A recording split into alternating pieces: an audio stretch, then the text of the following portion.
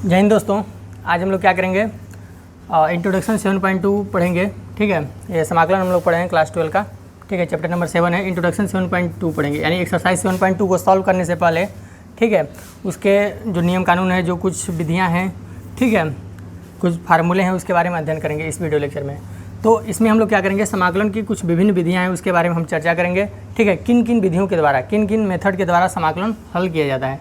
ठीक है, तो मुख्य रूप से 4 विधियाँ आपके मतलब सिलेबस में है, लेकिन सबसे पहले हम लोग पढ़ेंगे प्रतिस्थापन विधि द्वारा। ठीक है, तो 4 विधि कौन कौन से हैं? प्रतिस्थापन विधि यानी सब्स्टिट्यूशन द्वारा, आंशिक भिन्न द्वारा यानी कि पार्शियल फ्रैक्शन, और खंडशः समाकलन यानी कि खंडशः समाकलन मतलब समाकलन को खंड खंड में तोड़ के उसका समाकलन करेंगे, जिसे कि इंग्लिश में क्या कहते हैं, बाई इंटीग्रेशन बाई पार्ट्स। ठीक है, और त्रिकोणमितीय सर्वसमीकरण का प्रयोग करके भी समाकलन हम लोग हल करेंगे, जिसे हम लोग कहते हैं ट्रिगोमेट्रिकल आइडेंटिटीज़ का प्रयोग करके। ठीक है, बाई ट्रिगोमेट्रिकल आइडेंटिटीज़।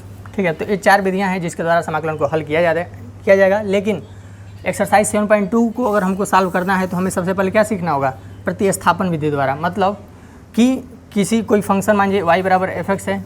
ठीक है, अब इसमें हम लोग क्या करेंगे, फंक्शन x को किसी अन्य फंक्शन t के पद में क्या करेंगे, प्रतिस्थापित कर देंगे, उसके बाद से इसको हल करेंगे। ठीक है, तो इसका प्रयोग करके हम लोग क्या करेंगे, इसको हल करेंगे। तो प्रतिस्थापन विधि हमको सबसे पहले इस वीडियो लेक्चर में सीखेंगे, जिसका प्रयोग हम लोग एक्सरसाइज 7.2 को सॉल्व करने के क्वेश्चन में हम लोग करेंगे। ठीक है, तो सबसे पहले शुरू करते हैं प्रतिस्थापन द्वारा, इंटीग्रेशन बाई सब्स्टिट्यूशन।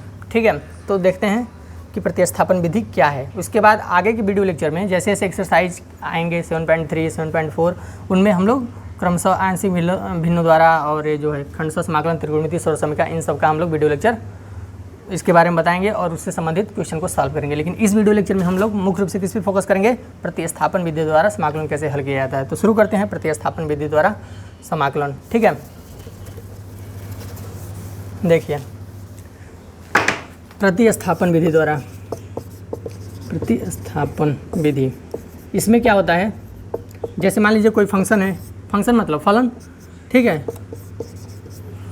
कोई फंक्शन किस में है, किस रूप में है, तो x के, इसका चर क्या है, x है। x को कहेंगे स्वतंत्र चर और y को क्या कहेंगे, परतंत्र चर, क्योंकि x का मान इस पे निर्भर नहीं करता, लेकिन y का मान x पे निर्भर करता है। जैसे जैसे x का मान बदलेंगे, y का मान बदलता हुआ चला जाएगा। ठीक है, तो इसमें हम लोग क्या करेंगे, सबसे पहले कि हम इसमें सब्स्टिट्यूशन का प्रयोग करके हम समाकलन हल करेंगे। जैसे हमारे पास फंक्शन दे दिया y बराबर fx और कह रहा है कि इसका इंटीग्रेशन ज्ञात करो, तो हम क्या करेंगे, इंटीग्रेशन के लिए कैसा चिन्ह लगाते हैं, ऐसा कुछ ऐसा, यस को बढ़ा करके खींच के लिख देते हैं, और यहाँ पे y dx, तो इधर का भी इंटीग्रेशन कर दिए। ठीक है, अब इसका इंटीग्रेशन करने के लिए कह रहा है, लेकिन हम इसमें क्या करेंगे, सब्स्टिट्यूट करेंगे, यानी y के जगह पे कोई अन्य फंक्शन यहाँ पे क्या करेंगे, मान लेंगे। इसको जानने से पहले एक चीज़ हम आपको यहाँ पे थोड़ा सा बताना चाहेंगे जो बहुत ही आवश्यक है। जैसे मान लीजिए fx है और इसका हम इंटीग्रेशन कर रहे हैं, तो यह अगर हम इसको कैपिटल fx लिख दिए, मतलब स्मॉल fx का इंटीग्रेशन करेंगे तो कैपिटल fx हो जा रहा है, यानी इसका इंटीग्रेशन कैपिटल fx हम शो करने के लिए, मतलब ऐसा शो किया था मैथमेटिक्स में कि अगर स्मॉल fx कोई फंक्शन है उसका अगर इंटीग्रेशन कर दिया तो कैपिटल fx हो गया, प्लस c भी हो जाता है, आप जानते ही हैं।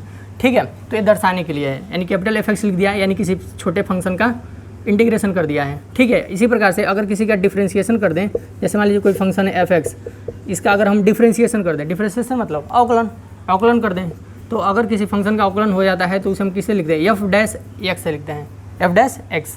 ठीक है, अगर फिर से इसका अवकलन कर दें तो क्या लिख सकते हैं, जैसे मान लीजिए किसी फंक्शन का अवकलन किया तो उसको हम किससे दर्शा रहे हैं, f डैश x, लेकिन फिर से अगर उसका अवकलन कर दें f डैश x का, तो यहाँ पे क्या आ जाएगा, f डबल डैश x, फिर से अवकलन करते हैं f ट्रिपल डैश x।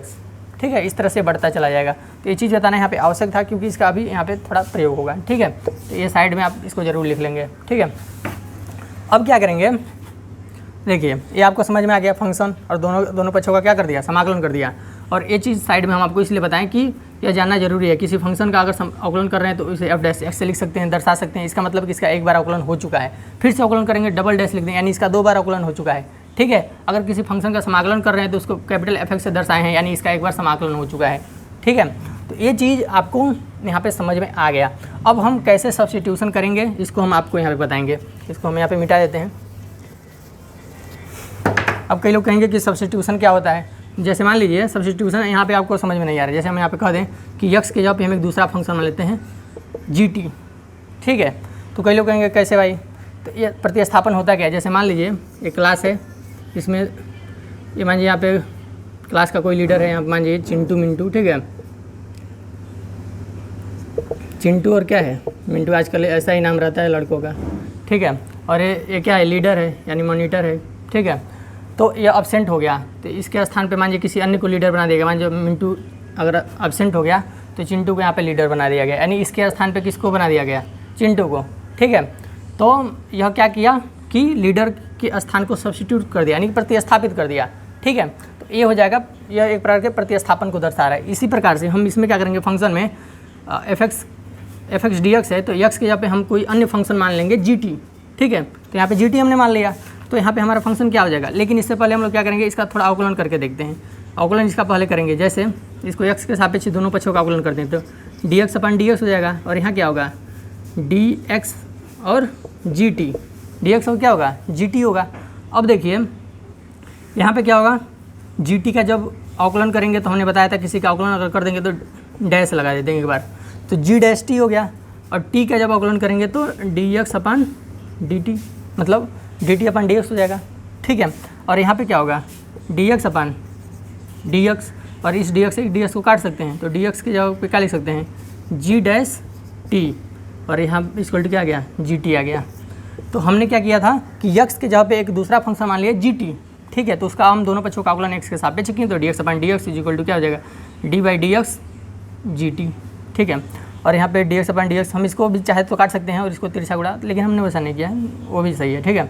और यहाँ पे gt का डिफ्रेंशिएशन करेंगे तो g डैश टी, अभी हमने बताया ना किसी फंक्शन का अगर एक बार अवकलन कर देते हैं तो क्या लग जाता है डैश लग जाता है। अगर हम इसका एक बार अवकलन d बाई dx कर दें तो एफ एक्स का तो एफ डैश एक्स हो जाता है। अभी हमने तुरंत इससे पहले बताया था। और चिंटू मिंटू के एग्जाम्पल से तुमने क्या समझा कि प्रतिस्थापन क्या होता है। जैसे मिंटू क्या था, लीडर था, उसके एब्सेंट कर दिया तो इसके स्थान पर किसी अन्य को लीडर बना दिया, यानी प्रतिस्थापित कर दिया गया, ठीक है। यानी इसके स्थान पे वो सब्स्टिट्यूट करके दूसरे को लीडर बना दिया गया, तो क्या हो गया एक प्रतिस्थापन का एक उदाहरण हो गया। जैसे यहाँ पे हम लोग फंक्शन में कर रहे हैं, एक्स यहाँ पे क्या रख दिए हैं gt रख दिए हैं, अब उसका अवकलन कर दिया तो ऐसा कुछ आ गया dx equal to g dash T into D T. अब क्या हो जाएगा यहाँ पे भाई, अब देखिए इंटीग्रेशन को हम लोग आई से लिख देते हैं, y dx को हम क्या लिख देंगे आई फॉर इंटीग्रेशन। और यहाँ पे देखिए f, यहाँ पे f हो गया, और x के यहाँ पे हम क्या माने हैं gt माने हैं ना। अब यहाँ पे 2 बार हो गया तो इसको थोड़ा बड़ा ऐसे लिख देंगे, x यहाँ पे हमने क्या माना है gt, ठीक है। अब इसी के इस फंक्शन के अंतर्गत आ जाएगा, तो एक मझला कोष्ठक है, बड़ा कोष्ठक यहाँ पे लगा सकते हैं। और dx यहाँ पे क्या लिखेंगे g dash T into D T, G dash T into D T. I hope आपको ये दिखाई दे रहा होगा, कई लोग को नहीं दिखाई देगा, छोटा थोड़ा हो जा रहा है, ठीक है। जी डैश टी डी टी, तो आई इक्वल टू क्या आ जाएगा इंटीग्रेशन f, और यहाँ पे क्या होगा जी टी, और यहाँ पे जी dash T D T, G dash T D T हो गया। अब फंक्शन किस रूप में हो गया हमारा t के रूप में, पहले x के रूप में था, अब किस में हो गया t के रूप में। तो इसी का प्रयोग करके हम बहुत सारे क्वेश्चन को एक्सरसाइज 7.2 में सॉल्व करेंगे। इसके पहले हम कुछ एग्जाम्पल के द्वारा अभी आपको यहाँ पे समझाएंगे। कई लोग को अभी भी प्रतिस्थापन समझ में नहीं आया होगा। जैसे मान लीजिए इससे आसान भी थी, चिंटू मिंटू से भी आसान एक तरीका बताए थे। जैसे मान लीजिए ये क्या है, एक लड़की है और ये क्या है, एक लड़का है, ठीक है। ये है जी एफ और क्या है बी एफ। कई लोग कहेंगे जी एफ बी एफ क्या है, ठीक है। तो जी एफ बी एफ क्या है, जी एफ मतलब गले का फंदा और बी एफ मतलब बकलोल फ्रेंड, मतलब बेकार फ्रेंड, ठीक है। अब ये क्या करेंगे सब, अब ये लड़का थोड़ा पढ़ने में ठीक है, अभी लड़के का क्या होगा, इसका ज्वाइनिंग हो गया कहाँ पे, इंडियन आर्मी में ज्वाइनिंग हो गया, तो चला गया। तो अब यहाँ पे बी एफ का स्थान क्या हो गया, खाली हो गया। तो एक गाँव का एक लड़का है, इसका नाम क्या है, इसका नाम मंगरू है, ठीक है, इसका नाम मंगरू है। अब इसके स्थान पे ए आ जाएगा, ये चला गया, इसका ज्वाइनिंग हो गया, अब ये बात भी नहीं हो रहा है, ट्रेनिंग में है, ठीक है। तो इसके स्थान पे बी एफ के स्थान पे कौन आ गया, तो ए आ गया आपका मंगरू, ठीक है। तो इसने क्या किया, बी एफ के स्थान को सब्स्टिट्यूट कर दिया, यानी प्रतिस्थापित कर दिया, इसके स्थान पे चला आया। तो मंगरू का क्या किया, प्रतिस्थापन किया, समझ गए। तो एक आसान एग्जाम्पल था, जो लोग टपोरी टाइप के होंगे वो भी समझ जाएंगे, समझ गए। तो ये चीज़ हो गया। तो यहाँ पे आप लोगों ने क्या देखा कि हम ऐसे करके किसी फंक्शन को सब्स्टिट्यूट करके दूसरे फंक्शन में बदल सकते हैं। जैसे x का फंक्शन था, हमने t के फंक्शन के रूप में इसको सारा बदल दिया। इसके ऐसा करने से इस फंक्शन के मान में कोई फ़र्क नहीं पड़ता है, बल्कि इसका केवल रूप बदल जाता है। मैथ में क्या किया जाता है, फंक्शन का मान बदले बिना केवल रूप बदलते हैं, ठीक है। तो ये चीज़ आपको नोट कर लेना चाहिए। ये सारा चीज़ चिंटू मिंटू समझ गए, और यहाँ पे मंगरू और जी एफ बी एफ वाला एग्जाम्पल से आप क्या होंगे आसानी से इस चीज़ों को समझ सकते हैं कि प्रतिस्थापन होता क्या है। अब हम लोग क्या करेंगे, कुछ एग्जाम्पल लेंगे और उसकी सहायता से हम इसको और डीपली समझने का प्रयास करेंगे। उसका मतलब अभी तो हमने केवल नियम समझाए, अब इसका प्रैक्टिकली देखेंगे कि इसका यूज कैसे करते हैं। तो इसके लिए हम लोग एक एग्जाम्पल लेंगे और उसको सॉल्व करके दिखाएंगे आपको, ठीक है। इसको आप वीडियो पॉज करके रोक के लिख सकते हैं, आगे हम लोग एक एग्जाम्पल के द्वारा देखते हैं। देखिए यहाँ पे हमने ले लिया, मान लीजिए इंटीग्रेशन है, कोई फंक्शन हमने ले लिया x/1 + x² dx। अब हम लोग क्या करेंगे, अब हम सोचेंगे कि किसके स्थान पे t माने, मतलब कोई दूसरा फंक्शन माने, x को हम दूसरे फंक्शन, हम अगर डायरेक्ट इसका इंटीग्रेशन करने की कोशिश करें तो थोड़ा कठिन होगा। तो हम क्या करेंगे, नीचे वाले को t मान लेंगे। अब क्यों मानेंगे अभी इसका आपको पता चल जाएगा। 1 + x² = हमने क्या मान लिया, t, या gt मान लो, t मान लो, t मानोगे तो आसान रहेगा, ठीक है। हमने वहाँ पे gt आपको दिखाया था क्योंकि पूरा फंक्शन लेके चल रहे थे। यहाँ पे f थोड़ी लिखे हैं इस तरह, तो f नहीं लिखे हैं तो वहाँ पे gt भी नहीं मानेंगे, केवल क्या मान लेंगे, t मानेंगे। तो 1 + x² = क्या मान लिया, t मान लिया। अब दोनों पक्षों का अवकलन करेंगे, दोनों पक्षों का क्या करेंगे, अवकलन। तो लिखेंगे d/dx, 1 + x² का अवकलन कर दिया, उधर अवकलन करेंगे। अब कभी भी अवकलन करना रहेगा तो क्या लिखते हैं, d/dx लिखते हैं, और समाकलन लिखना रहता है तो क्या करते हैं, ऐसा करके dx लिख देते हैं यहाँ पे बीच में फंक्शन, ठीक है। अब देखो 1 का अवकलन क्या होगा, किसी भी कांस्टेंट का अवकलन 0 होता है, यह आप पढ़ ही चुके हैं। और x² का अवकलन क्या होगा, देखो x पे n का अवकलन क्या होता है, d/dx x⁻n का घात सामने चला जाता है, घात में से 1 घट जाता है, यही पढ़े हो, ठीक है। तो इसमें क्या होगा, 2 पहले चले आएगा और 2 में से 1 घट जाएगा, समझ गए, ये इसका हो गया। और यहाँ पे क्या बचेगा, dt/dx, और यहाँ पे क्या हो जाएगा 2, और 2 में से 1 जाएगा तो 1, तो x पे घात 1 ले। यहाँ पे देखो x बचता है, x का x के सापेक्ष अवकलन करते तो 1 हो जाता है, x² का किए तो 2x आ गया, फिर से x बचता है तो x का x के सापेक्ष करेंगे तो कट पिट के 1 ही हो जाता। तो लिखने की आवश्यकता वहाँ पे नहीं थी, हमने डायरेक्ट 2x लिख दिया, = क्या बचा, dt/dx। अब यहाँ से क्या जाएगा 2x, dx का तिरछा गुणा कर दो तो 2x dx = क्या जाएगा, dt। अब देखो हमारे अंश में क्या है, ऊपर वाला, मैथ में ऊपर वाले को क्या कहते हैं, अंश कहते हैं, उस तरह ऊपर वाले को भगवान कहते हैं, लेकिन मैथ में ऊपर वाले को क्या कहेंगे, अंश, और नीचे वाले को हर। तो x dx की जगह पे क्या लिख सकते हैं, यहाँ पे अंश को हमने ऐसे बना लिया, x dx = dt/2। तो x dx यहाँ पे लिखेंगे dt/2, ये हम इंटीग्रेशन कर रहे हैं किसी फंक्शन का, तो i = लिख दिए। अब x dx की जगह पे लिख देंगे dt/2, और 1 + x² को क्या माने हैं, 1 + x² को माने हैं t, तो यहाँ पे क्या आ जाएगा नीचे t। अब हमारा फंक्शन छोटा हो गया, यहाँ पे मान लीजिए 1/2 को बाहर कर देंगे, 1 लिख सकते हैं ना ऊपर, 1/2 को बाहर कर दिया तो क्या आ जाएगा dt/t। अब 1/t का इंटीग्रेशन क्या होता है, देखिए इसको हम ऐसे लिख सकते हैं कि नहीं, 1/t dt लिख सकते हैं। अब 1/t का इंटीग्रेशन क्या था, हमने आपको फार्मूला पढ़ा था, 1/x dx का फार्मूला क्या होता है, log x + c, यही फार्मूला आप पढ़े हैं, इस फार्मूले को साइड में लिखे रहेंगे। और यहाँ पे 1/2, 1/t का इंटीग्रेशन क्या होगा, log t, और प्लस क्या आ जाएगा, कांस्टेंट हो जाएगा आपका c, कांस्टेंट लिखना नहीं भूलना है। अब हमारा फंक्शन शुरू में क्या था, हमारा फंक्शन शुरू में x के रूप में था, तो लेकिन अंत में आंसर क्या आ रहा है, t के रूप में आ रहा है, तो हमको x के रूप में बदलना होगा। तो t का मान यहाँ से उठा के रख देंगे, मान लीजिए समीकरण नंबर 1 है, तो लिखेंगे समीकरण नंबर 1 से t का मान 1 + x² इसमें रखने पर, ठीक है। तो 1/2 log, और t की जगह पे क्या लिख देंगे, 1 + x², 1 प्लस क्या लिखेंगे भाई, x² प्लस क्या जाएगा c, ये हो गया आपका इंटीग्रेशन a, x के रूप में अंत में ला देना है, ठीक है। t के रूप में नहीं छोड़ना है, x के रूप में लाना है। कहाँ से लिखेंगे, फ्रॉम इक्वेशन 1। t का मान कहाँ से रखे हैं, समीकरण 1 से हमने माना था, यहाँ पे क्या लिख देंगे, माना पहले लिखे रहेंगे, ठीक है। 1 + x² को t माना था, इंग्लिश मीडियम वाले से लेट लिखेंगे, लेटने वाला नहीं बेस्तर पे, लेट या लिटे, लेट मतलब माना, ठीक है।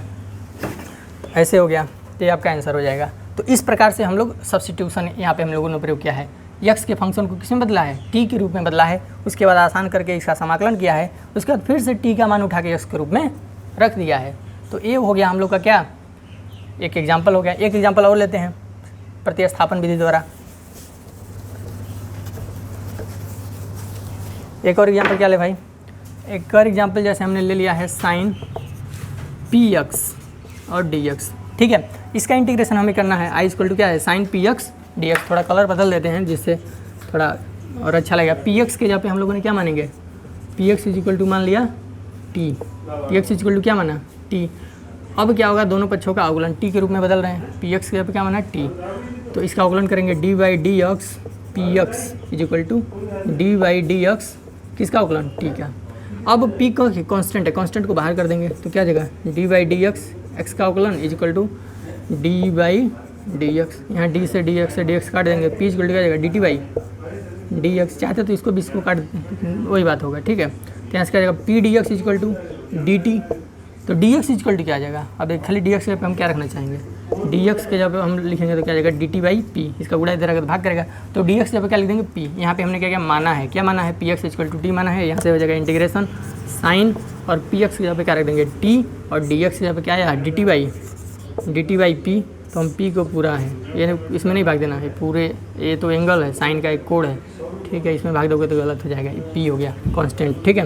अब पी को बाहर कर सकते हैं तो वन, क्योंकि कांस्टेंट का इंटीग्रेशन होता नहीं है, और यहाँ पे हो जाएगा sign T D T.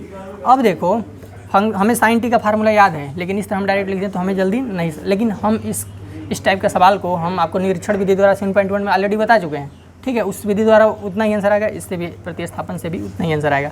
Formula इसका क्या होता है, integration of sine X D X का फार्मूला क्या होता है भाई, माइनस कोस एक्स, माइनस क्या होता है कोस एक्स प्लस सी होता है, ठीक है। इस फार्मूले को साइड में लिखेंगे जरूर इसको हल करने से पहले। अब यहाँ से क्या आ जाएगा 1/p, और साइन टी का क्या आ जाएगा माइनस कोस टी, और प्लस क्या हो जाएगा सी, यहाँ से क्या करोगे 1/p, और माइनस का गुणा माइनस, हम चाहेंगे तो 1 से गुणा कर देंगे तो कोस टी प्लस क्या आ जाएगा सी, टी का मान उठा कर रख दो, टी का मान क्या है पी एक्स है, तो यहाँ पे क्या रख देंगे पी एक्स रख देंगे, टी का मान क्या रख देंगे भाई, तो पी एक्स रख देंगे। अब देखो इस पी से इस पी को नहीं काट दें, ये कोड है, किसका कोड है कॉस का, और प्लस क्या आ जाएगा सी, ये हो गया इंटीग्रेशन, ये हो गया आपका इस क्वेश्चन का सोल्यूशन, ठीक है। करना क्या है, एक्स वाले को ऐसा सोचेंगे, यहाँ पे टी के बदल देंगे, टी को फिर से हल करेंगे एक्स के रूप में बदल देंगे, ठीक है। तो ये आपका क्या हो जाएगा फंक्शन हो जाएगा। एक और सवाल लेते हैं, इसको आप चाहेंगे तो उतार सकते हैं, फिर से हम एक अगला क्वेश्चन लेके चलते हैं, ठीक है।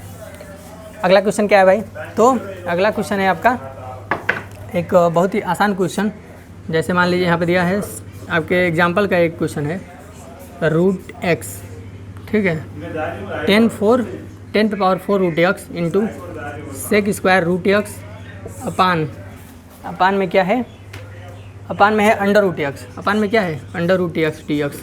अभी देखने में अब इसका इंटीग्रेशन करना है तो हम इसको आई इक्वल टू लिख देते हैं, आई इक्वल टू आई मतलब इंटीग्रेशन, आई फॉर इंटीग्रेशन। अब इसका हम लोग क्या करेंगे, अब इसका हम इंटीग्रेशन याद करेंगे तो सबसे पहले हम लोग क्या करेंगे, I power 4 root under root X sec square under root X upon root X D X है। अब ये क्वेश्चन देखने में आपको आसान कठिन लगेगा, लेकिन ये बहुत ही आसान है। कैसे, हम क्या करेंगे, सबसे पहले हम जानते हैं 10 का, देखो 10x का डिफ्रेंशिएशन क्या होता है, 10x का डिफ्रेंशिएशन अगर हम ज्ञात करें तो क्या हो जाता है सेक स्क्वायर एक्स, ये चीज़ हमें पता है। तो हम क्या करेंगे 10x को हम t मान लेंगे, लेकिन यहाँ पे 10x तो है नहीं, 10 अंडर रूट एक्स है, ठीक है। अब देखो हम कर क्या रहे हैं, यहाँ पे हम क्या कर लिखेंगे 10 अंडर रूट एक्स, अब यहाँ पे 4 घात है यानी पूरे पे 4 घात है, ठीक है, और यहाँ पे सेक अंडर रूट एक्स पूरे पे 2 घात है, अपान यहाँ पे नीचे क्या है अंडर रूट केवल एक्स है। अब हम इसको t मानेंगे, इसको क्या मानेंगे t, इससे क्या होगा हमें सेक स्क्वायर एक्स मिल जाएगा, ठीक है, सेक स्क्वायर एक्स मिल जाएगा। जैसे हम इसको यहीं पे लिख देते हैं, केवल यहीं पे लिख देते हैं, ठीक है, sec square under root X. अब इससे क्या होगा अभी आपको समझ में आ जाएगा। हमने क्या किया, लिखेंगे माना, क्या मानेंगे 10 under root X is equal to T.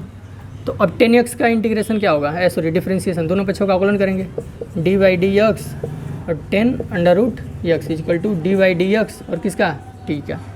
अब 10x का जो इंटीग्रेशन होगा वो क्या होगा सेक स्क्वायर एक्स, लेकिन यहाँ पे एक्स तो है नहीं, अंडर रूट एक्स है, तो 10 का सेक स्क्वायर एक्स। अब 10 अंडर रूट एक्स का तो हो गया सेक स्क्वायर, लेकिन फिर से अंडर रूट एक्स का तो करना पड़ेगा ना, फिर से डिफ्रेंशिएशन, इसका डिफ्रेंशिएशन फिर से करना पड़ेगा, और यहाँ पे क्या हो जाएगा D T by D x.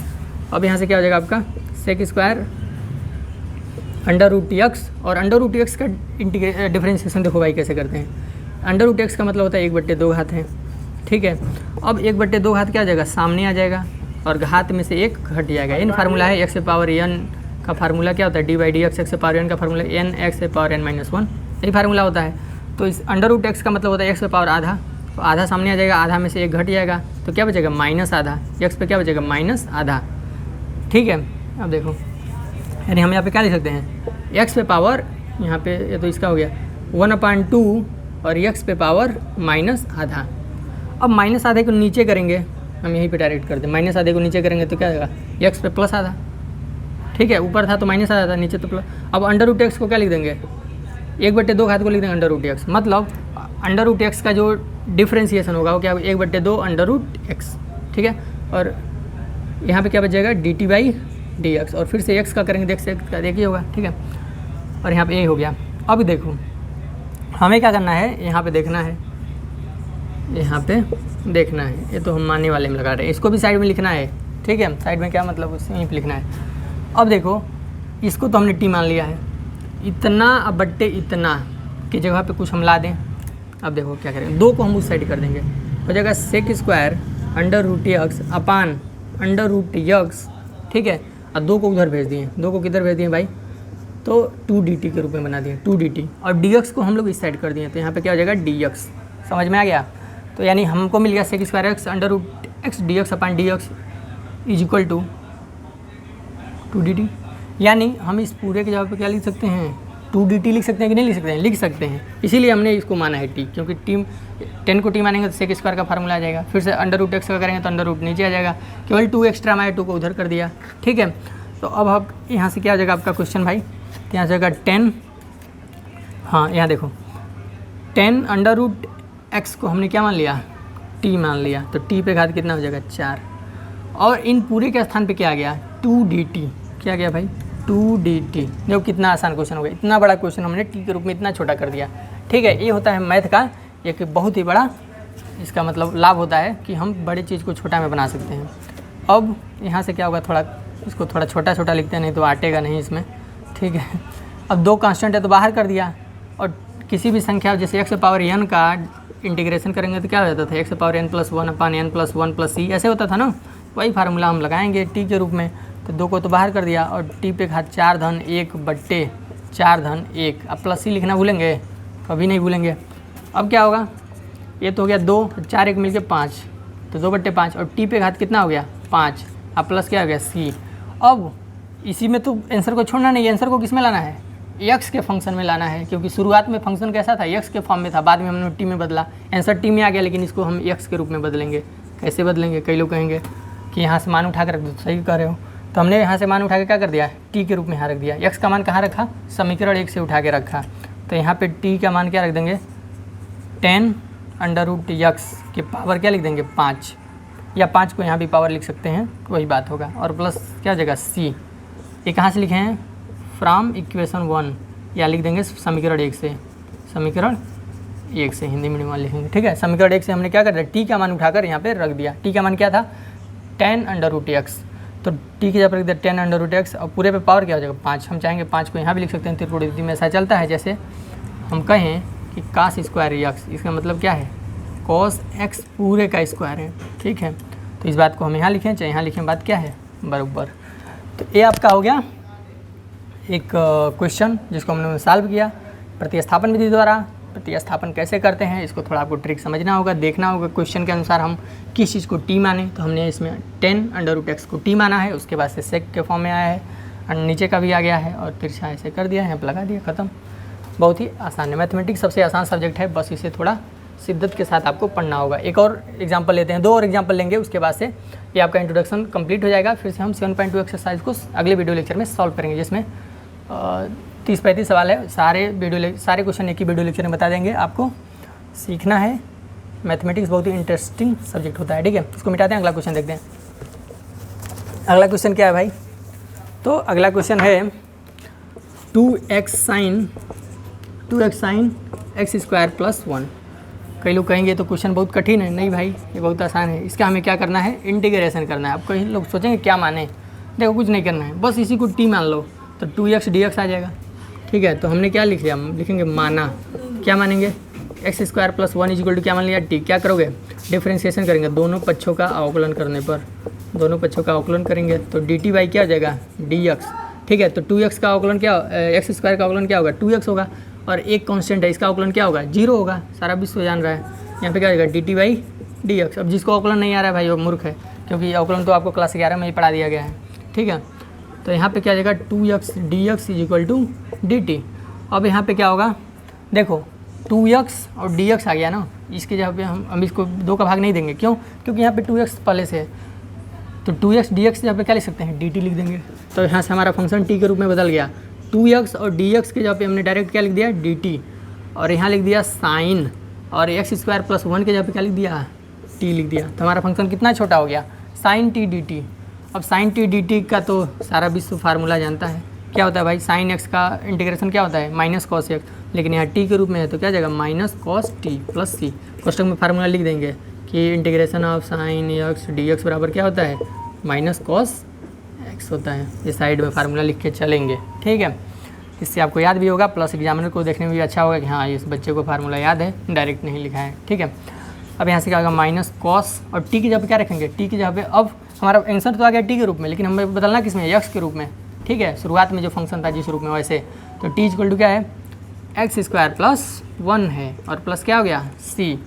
तो ये इसका इंटीग्रेशन हो गया, इस फंक्शन का इंटीग्रेशन क्या आ गया, minus cos X square plus 1 plus C. This is the answer. अब एक और एग्जाम्पल लेते हैं, ठीक है। ये प्रतिस्थापन विधि द्वारा सारे क्वेश्चन हम लगा रहे हैं, क्योंकि 7.2 जो है आपका एक्सरसाइज आल टू आल किस पे डिपेंड है, प्रतिस्थापन विधि पे। इसके अलावा कुछ त्रिकोणमितीय फार्मूले का भी यूज होगा, ठीक है। तो आप लोग क्या करेंगे, एक्सरसाइज 7.2 को लगाने से पहले एक बार त्रिकोणमितीय जो फार्मूले हैं क्लास हाई स्कूल में या क्लास 11 में आप पढ़े हैं उसको एक बार रिविजन करके आएंगे। ये हो गया। अगला क्वेश्चन देखते हैं, और यह इस इंट्रोडक्शन का लास्ट क्वेश्चन होगा, ठीक है। यह भी आपके क्या नाम है कि एग्जाम्पल से लिया गया है, ठीक है। जो उदाहरण दिए हुए हैं वहाँ से इस क्वेश्चन को लिया गया है। अब यह क्वेश्चन कई लोग कहेंगे बहुत कठिन है, नहीं भाई बहुत आसान है। कैसे लगाएंगे इसको, प्रतिस्थापन विधि द्वारा इसको हम लगा रहे हैं, ठीक है। प्रतिस्थापन विधि कैसे, किसको क्या माने, तो अगर हम कॉस को मानेंगे तो साइन आएगा, लेकिन 3 घात नहीं आएगा। तो हम क्या करेंगे, सबसे पहले देखो साइन क्यूब एक्स है ना, तो इसको हम बदल देंगे sine square x into sine x, 2 भागों में तोड़ दिया, 3 घात को 2 घात 1 घात, और यहाँ पे क्या है कॉस स्क्वायर एक्स, और यहाँ पे क्या हो गया डी एक्स हो गया। अब देखो, अब हम क्या करेंगे, यहाँ पे कॉस है, यहाँ पे साइन है, तो अगर हम साइन को कॉस में बदलना चाहें तो क्या होगा, साइन स्क्वायर थीटा बराबर क्या होता है, 1 माइनस कॉस स्क्वायर थीटा, यानी कॉस स्क्वायर एक्स। आप फार्मूला जानते हैं कि sine square theta plus cos square theta बराबर क्या होता है, 1। लेकिन अगर हम साइन स्क्वायर थीटा लिखना चाहें तो साइन स्क्वायर थीटा बराबर क्या जाएगा, 1 माइनस कॉस स्क्वायर थीटा, ठीक है। तो हमने क्या किया कि साइन स्क्वायर एक्स की जगह पे 1 माइनस कॉस स्क्वायर एक्स लिख दिया। क्या गलत किया, नहीं सही किया। इंटू क्या जगह साइन एक्स, और इसको भी लिख देंगे cos square x D X, और इस साइड में फार्मूला लिख देंगे कि एग्जामिनर को पता चलेगा कि हाँ इस फार्मूले से आप इसके अंतर्गत इसके जगह पे ये लिखे हैं, ठीक है। अब अगर हम इस कॉस का गुणा इसमें कर दें तो क्या होगा, कॉस स्क्वायर एक्स का गुणा 1 में किए तो क्या जाएगा कॉस स्क्वायर एक्स, और कॉस स्क्वायर एक्स का गुणा कॉस स्क्वायर एक्स में किए तो कॉस के 4 घात हो जाएगा। कितने घात हो जाएंगे, 4 घात। और यहाँ पे बाहर में क्या बचा, साइन एक्स। क्या साइन एक्स का अंदर गुणा किए हैं, नहीं, इसीलिए कहाँ है, बाहर है। इतना हो गया। अब हम क्या करेंगे, अब कुछ नहीं करना आपको, कॉस एक्स को टी मानना है। कॉस को टी मानोगे तो साइन आ जाएगा। कॉस का फार्मूला क्या होता है, साइन होता है। अब देखो बहुत ही आसान है, हम क्या लिखेंगे, लिखेंगे माना cos X is equal to T. क्यों, क्योंकि कॉस को लगाएंगे तो साइन एक्स डी एक्स आ जाएगा। अब दोनों पक्षों का अवकलन करेंगे, D by D X cos X और D T by D X. अब देखो कॉस एक्स का अवकलन क्या होता है, माइनस साइन एक्स, और एक्स का माइनस साइन एक्स हो गया, और एक्स का क्या हो जाएगा, 1 हो जाएगा, और यहाँ पे क्या हो जाएगा D T by D X, और डी एक्स का तिरछा गुणा कर दो, sine X D X is equal to क्या आ जाएगा डी टी। अब हम हमारे क्वेश्चन में क्या माइनस है, माइनस साइन एक्स यहाँ पे है, नहीं है, प्लस है, लेकिन यहाँ पे तो माइनस आ गया, माइनस साइन एक्स आ गया, तो इस माइनस को उधर भेज देंगे, यानी दोनों पक्षों में माइनस का भाग दे दो, या इसी माइनस को उठा के उधर भाग दे दो, तो यहाँ पर आ जाएगा माइनस डी टी आ जाएगा। इस माइनस को हमने क्या कर दिया, उधर भेज दिया, यानी साइन एक्स डी एक्स यहाँ पे हम लोग क्या लिखेंगे, माइनस डी टी लिखेंगे। साइन एक्स डी एक्स यहाँ पे क्या लिखेंगे भाई, तो माइनस डी टी लिख देंगे, ठीक है, माइनस डी टी लिख दिया। और यहाँ पे देखो कॉस को क्या माने हैं, कॉस को टी माने हैं, तो यहाँ पर हो जाएगा टी स्क्वायर, और यहाँ भी कॉस के जगह पे टी मानेंगे ना, तो यहाँ हो जाएगा टी पे घात 4। इतना बात हमें समझ में आ गया। अब क्या करेंगे, यहाँ से आपका हो जाएगा, इस माइनस को बाहर कर दो या माइनस का अंदर गुणा कर दो, तो माइनस टी पे घात 2 और माइनस माइनस प्लस टी पे घात 4, ठीक है, और डी टी। अब इसको हम ऐसे भी लिख सकते हैं, कैसे भाई, टी पे घात 4 को पहले लिख दें, फिर से टी स्क्वायर को लिख दें, और इंटू क्या लिख दें, डी टी लिख दें, ठीक है। अब इसका हमें समाकलन लिख लेंगे, कैसे, टी पे घात 4 धन 1 बट्टे 4 धन 1 और माइनस टी पे घात 2 धन 1 बट्टे 2 धन 1 प्लस क्या हो जाएगा सी। अब इस बात को हम थोड़ा यहाँ लिख देते हैं क्योंकि जगह बहुत ही कम है। तो यहाँ पे क्या हो जाएगा टी पे घात 5 बट्टे 5, ठीक है, माइनस टी पे घात 3 बट्टे 3 और प्लस क्या हो जाएगा सी हो जाएगा। ये बात हमें समझ में आ गया। अब हमें आंसर किस में मिल गया टी के रूप में, लेकिन हमें किस में चाहिए एक्स के रूप में चाहिए। तो हम क्या माने हैं टी की जगह पे क्या माने हैं कॉस टी, कॉस एक्स माने हैं, टी की जगह पे कॉस एक्स माने हैं। तो यहाँ पे हम क्या लिख देंगे कॉस एक्स पे घात 5, या तो पूरे पे लिख दो या तो यहाँ 5 लगा दो, अब बट्टे 5 माइनस कॉस और टी की जगह पे क्या लिख देंगे कॉस एक्स ना, और घात कहाँ लगाएंगे, या तो पूरे पे लगा दो या जनरली यहाँ पे लगा देते हैं, अब बट्टे 3 और प्लस क्या हो गया सी। तो ये हुआ इस क्वेश्चन का इंटीग्रेशन। करना क्या है सब्स्टिट्यूशन का प्रयोग करना है। हमें सोचना है किसको किस में चेंज करें। इसको इसमें दिया था, इसमें हमने 2 भाग कर दिया, sine square x into sine x into cos square x पहले से है। अब इस साइन को हमने कॉस में बदला इस फार्मूले से, तो साइन स्क्वायर थीटा बराबर 1 माइनस कॉस स्क्वायर थीटा। अब कॉस का अंदर गुणा कर लिया, कॉस वाले को एक पास, ठीक है, और ये एक पास है एक प्रकार का, इसको बाहर।